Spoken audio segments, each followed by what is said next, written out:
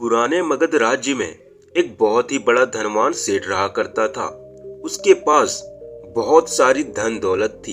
एक दिन उसने हिसाब लगाया तो पाया उसके पास जितनी भी दौलत है वो तो केवल उसके बच्चों तक ही सीमित रह जाएगी।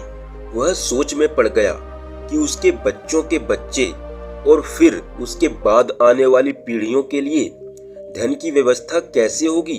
धन के अभाव में तो उनका जीवन बहुत ही मुश्किल हो जाएगा। इसी बारे में वह सोच सोच कर चिंतित रहने लगा। तथागत गौतम बुद्ध मगध राज्य में पधारे हुए थे। तभी उसे किसी ने बताया कि तुम गौतम बुद्ध की शरण में जाओ, वो तुम्हारी चिंता का समाधान अवश्य कर देंगे। वह इंसान गौतम बुद्ध के पास जाता है और कहता है, बुद्ध, मैं चाहता हूँ कि मेरे पास इतना धन हो कि मेरे बच्चे, उनके बच्चे और फिर उनके बच्चे, इसी तरह से अगली कई पीढ़ियां भी मेरे धन का प्रयोग करती रहे तो भी मेरा धन समाप्त ना हो।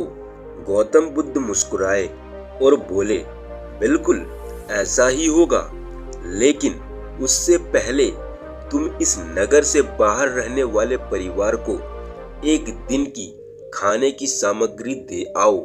यह सुन सेठ बहुत खुश हो गया। वह तुरंत ही एक दिन के खाने की सामग्री लेकर नगर के बाहर वाली कुटिया में पहुंच गया। वह जैसे ही कुटिया के अंदर गया, उसने देखा कि कुटिया के अंदर एक बूढ़ी सास और उसकी जवान बहू है। बूढ़ी औरत बैठकर ध्यान कर रही थी और उसकी बहू रसोई में खाना बना रही थी।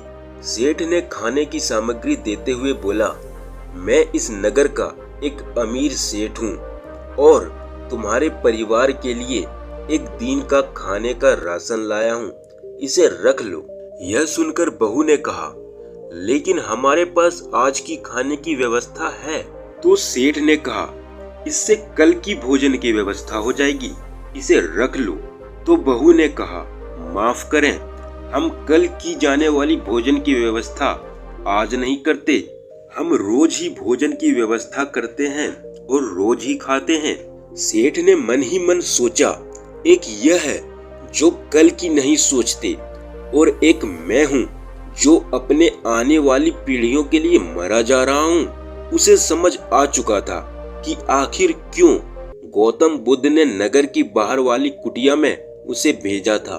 अगले दिन होते ही वह सेठ फिर बुद्ध के पास पहुंच गया और बोला, आप जो मुझे समझाना चाहते थे वह मैं समझ चुका हूँ, लेकिन आप मुझे थोड़ा विस्तार से बताएंगे कि आखिर चिंता होती क्यों है, ये कैसे पैदा होती है और इसका उपाय क्या है।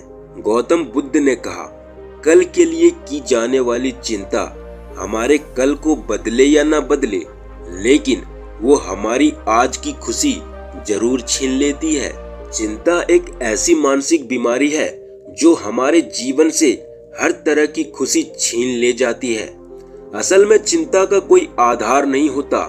चिंता एक ऐसा बहाव है जो हमारे आने वाली खुशियों को बहा ले जाता है। जिन चीजों के ऊपर हमारा कोई नियंत्रण नहीं, जिसके लिए हम कुछ भी नहीं कर सकते, उन चीजों के बारे में बार बार सोचना ही चिंता है।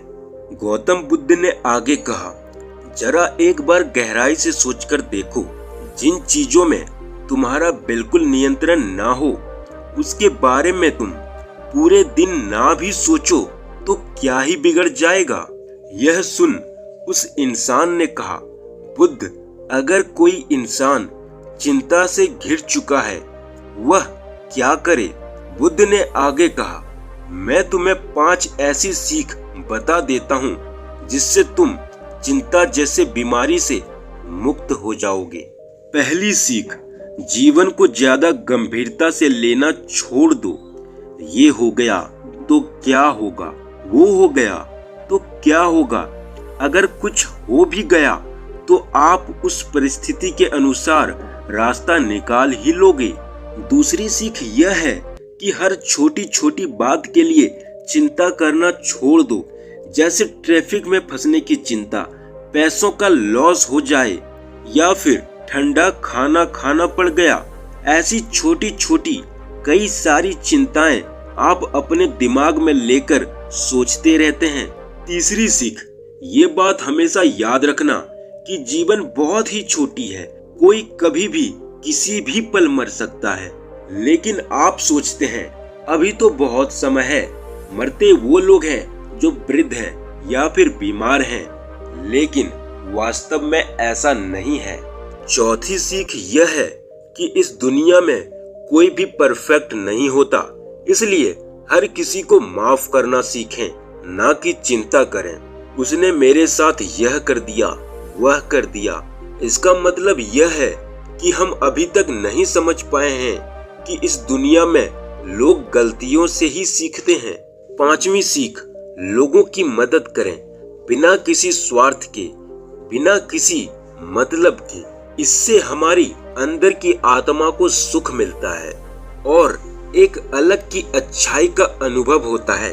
जैसे हमने एक तो अच्छा काम किया, हम किसी के तो काम आए। यह सब सुनकर सेठ को अब सब समझ आ चुका था। उसने बुद्ध को प्रणाम किया और नगर की तरफ लौट गया। तो दोस्तों, आज की कहानी कैसी लगी हमें कमेंट में बताएं। अच्छी लगी तो इसे लाइक करें और सब्सक्राइब करके बेल नोटिफिकेशन जरूर दबा लें, ताकि आपको ऐसे ही वीडियोस रेगुलर मिलता रहे।